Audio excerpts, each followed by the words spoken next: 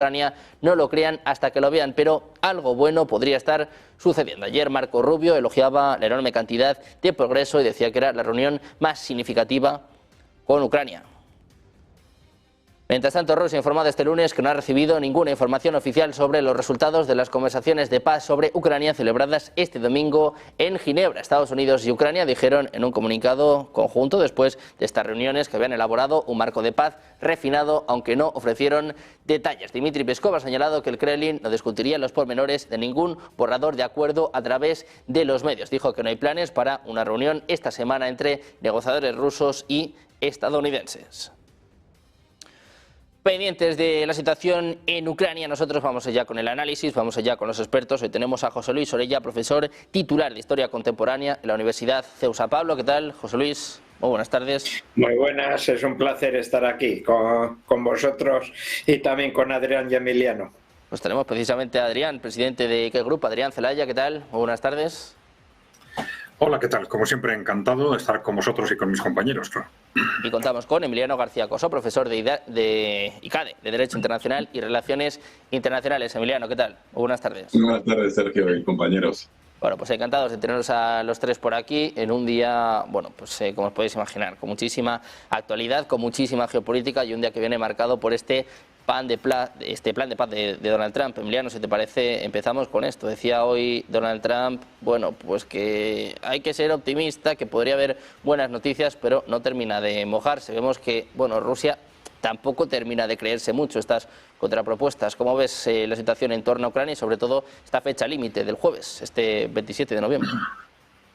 Pues Sergio, yo empezaría poniendo en seria en juicio, tela de juicio, que sea una propuesta del señor Trump, porque sin saber todavía el contenido específico de lo que se va cerrando de esos famosos 28 puntos que en la reunión de Ginebra, en el fondo volvemos otra vez a la casilla de salida, es decir, a aceptar o proponer en esos 28 puntos todo lo que ya había dicho el señor Putin, es decir, entrega del Donbass, mantenimiento en la zona de Zaporilla y Kharkov la línea de frente, el ejército que no puede superar los 600.000, la renuncia definitiva de la OTAN y, por supuesto, muy del señor Trump, eso quizás sea el único punto que sí que haya introducido el señor Trump y no el señor Putin, pues básicamente que quien va a pagar la reconstrucción es Europa, una parte Rusia con esos 100.000 euros, pero que el 50% de esa reconstrucción ya estaría adjudicada a empresas norteamericanas. Es decir, otra vez un despropósito, sinceramente. Es decir, volvemos otra vez a decirle a Ucrania, que lleva ya casi 4 años aquí poniendo gente en el frente y muriendo, al igual que los soldados rusos que los lanzan ahí a la conquista de ciudades, muriendo a cientos de cada día, pues otra vez planteando lo mismo, es decir, usted se rinde y aquí no ha pasado nada, y que Rusia siga pudiendo vulnerar el derecho internacional y utilizar la fuerza para mover fronteras. Entonces, pues bueno, desafortunadamente, con esas amenazas que también va lanzando en sus redes sociales y si no ya diciendo que el Jueves Santo tiene el plazo final, pues sinceramente esto no es una manera de negociar un acuerdo de paz y sobre todo después de todo lo que ha llovido. Entonces, bueno, a ver qué dice el señor Zelensky y sobre todo a ver qué dice el pueblo ucraniano, porque va a suponer una gran humillación para el pueblo ucraniano y un foco permanente. Es decir, que si se llegara a firmar esto, lo único que vamos a hacer es posponer un conflicto permanente, ahí que va a estar larvado y con continuos enfrentamientos, porque la invocación o las garantías de seguridad, que le propongamos en ese acuerdo de paz, los europeos y especialmente los norteamericanos, al señor Putin en la actualidad le da exactamente igual, porque sabe que no se va a cumplir. Bueno, pues un plan de paz de Estados Unidos que al parecer está empezando a modificarse. Ahora después hablamos, si os parece, de esta reunión que ha tenido lugar este fin de semana en Ginebra. Adrián, quiero preguntarte por lo mismo. ¿Cómo ves este plan de paz y si crees que realmente nos está acercando a una solución de este conflicto? Dice Rusia, bueno, pues que todavía no ha tenido una confirmación oficial. Bueno, vamos a ver, viéndolo positivamente, me quedaría con tus últimas palabras, ¿no? Si nos está acercando. Probablemente sí, en la medida en que se están dando pequeños pasos en cada una de las propuestas que surgen cada 2 o 3 meses, ¿no? Pero yo creo que hay que ser escépticos porque las posturas de fondo están todavía demasiado distantes, ¿no? Y el problema de fondo ya sabemos cuál es. Yo creo que está muy relacionado con la realidad objetiva de la tipología de esta guerra, ¿no? El hecho de que sea una guerra de desgaste en lugar de una guerra, digamos, de avances territoriales, pues facilita que haya distintas perspectivas y distintas valoraciones de lo que realmente está sucediendo. Entonces, Rusia no ahora, de hecho, tiene ganada la guerra de desgaste desde hace 2 años, que es lo que ha puesto tan nerviosos a las potencias occidentales, y ahora esta guerra de desgaste se va manifestando a partir del desgaste creciente del ejército ucraniano y del fortalecimiento constante del ejército ruso, pues en avances territoriales que cada vez son más claros en puntos estratégicos, como ya algunos los habéis mencionado vosotros, ¿no? Pues Pokrovsk, Kupiansk, avances ahora muy rápidos en Zaporilla, en Dnipropetrovsk, etcétera, ¿no? Entonces, lo que ocurre es que Rusia considera estratégicamente, de una forma acertada, que tienen ganada la guerra y que, por lo tanto, lo que procede es llegar a un acuerdo en términos de capitulación. Y que por en una negociación de capitulación, aunque no se le llame así, es el vencedor el que impone las condiciones. No son los vencidos los que les dicen al vencedor, pues queremos esto y esto, ¿no?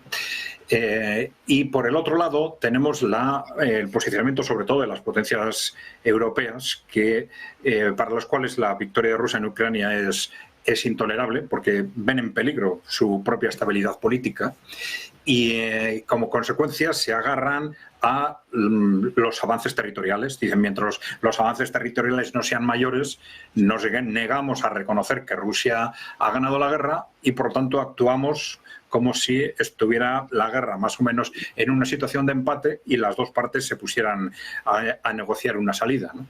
Entonces, en esos términos es casi imposible llegar a un acuerdo y las posiciones están excesivamente distantes. Yo creo que muy probablemente hasta que no se produzcan mayores avances territoriales no será fácil llegar a acuerdos que yo creo que al final van a ser lógicamente una capitulación o una rendición con uno u otro nombre. Pero ahí tenemos distintos aspectos. Uno es el de los territorios que van a quedar incorporados a Rusia, que ahí falta, digamos, la pieza clave de Odessa, que no se ha planteado en esa negociación, pero que muy probablemente acabará estando encima de la mesa. Pero ya se han empezado a poner, por ejemplo, algunos aspectos como el marco de seguridad europeo, que esta era una reclamación de Rusia desde mucho antes de que empezara la guerra, incluso como la cuestión fundamental que había dado lugar al conflicto, el que no hubiese un marco de seguridad compartido entre el conjunto de Europa y Rusia, ¿no? Bueno, el que estos conceptos ya empiecen a aparecer, pues es positivo. La dinámica en la que estamos probablemente responde a un intento del actual gobierno de Estados Unidos, que tiene una postura más fría y más distante que las potencias europeas, un intento de ir poco a poco acercando las posiciones de Europa cuanto antes a ese marco negociador, que en lugar de retrasarse un año, pues de ser posible se llega a él en 3 meses o 6 meses, y esto implica una preparación psicológica, ¿no? Esa preparación psicológica que necesitan, esto se ha dicho muchas veces, todos los imperios que están a punto de caer. Entonces, y cuando hablamos de imperios ahora hablamos de Occidente, ¿no? Un Occidente que ha dominado el mundo, de pronto, en este caso las potencias europeas, reconocer que han perdido una guerra como esta, pues es psicológicamente muy difícil, necesitan irse posicionando de forma progresiva y bueno, estos movimientos yo creo que ayudan a que poco a poco en cada nueva versión pues se vayan moviendo posiciones y facilitando el que quizás dentro de unos meses se llegue a un acuerdo. Bueno, pues a la espera de ver si se alcanza un acuerdo o no, a la espera de ver si seguimos viendo o no avances por parte de Rusia, sobre todo el foco está puesto en Pokrovsk, después de que la semana pasada el ejército ruso anunciara la conquista de Kupiansk. José Luis, te quiero preguntar a ti también por esto, ¿cómo ves este plan de paz de Estados Unidos y cuánto o cómo nos acerca a una paz? Hombre, son sondeos que intentan más o menos cincelar poco lo que podría ser una paz definitiva, ¿no? Como vemos, con una aceptación de gran parte del paquete de los puntos que los rusos habían planteado previamente en otros intentos un poco de diálogo, de negociaciones, y que ellos también de esa manera pues claramente no pagan la factura, serían los europeos y también los rusos aceptando esa corresponsabilidad en la invasión que habían procedido de la parte oriental de Ucrania, y que de esa manera, bueno, pues Estados Unidos paralizaría, coreanizando, ¿no?, un poco entre comillas el conflicto, y de esa manera pues bueno, se cerraría uno de los problemas, aunque se mantuviese el problema en el tiempo a largo plazo de esa forma,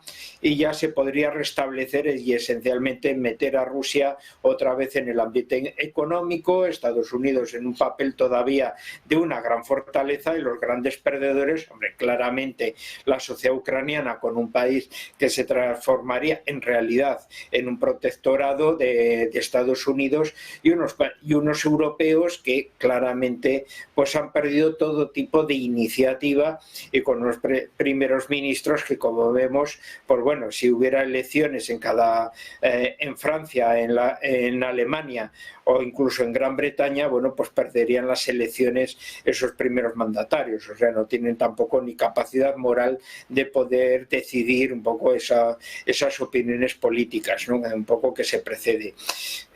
Con estas medidas, que es lo que ha intentado Trump, hombre, pues como vemos, huele claramente a una claudicación ucraniana, pero si se sigue en el tiempo, vemos claramente que los rusos, aparte del precio en vidas que tienen que estar pagando, como lo están pagando los ucranianos en su carácter defensivo, pues les va muy bien, y estamos en una situación además trascendental, en cual se van terminando las ciudades fortificadas, las últimas defensas fortificadas que tenían los ucranianos construidas a partir del 2014, ya están desapareciendo esas últimas líneas, y eso lo que proyecta es que con la escasez de tropas que tienen y la desaparición de esas líneas fortificadas, en cuanto se rompa, como se están viendo ya en muchas partes locales de frente que va apareciendo, las consecuencias que se pueden prever igual para las próximas semanas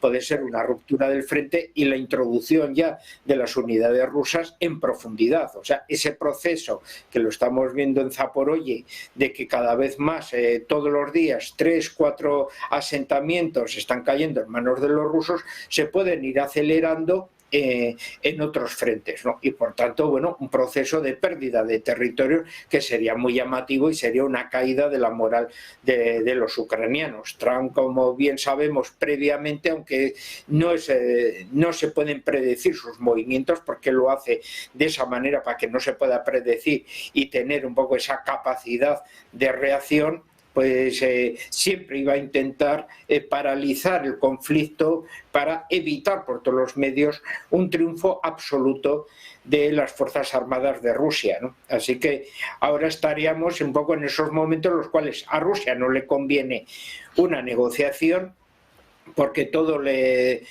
está favoreciendo en que va a conseguir sus objetivos a corto plazo de una manera militar, y por el contrario, bueno, pues Ucrania cada vez estaría, a pesar del respaldo europeo, en unas circunstancias mucho más débiles y quizá de una aceptación de una paz más draconiana todavía en esas condiciones, ¿no? Bueno, pues muy atentos a este plan de paz, a este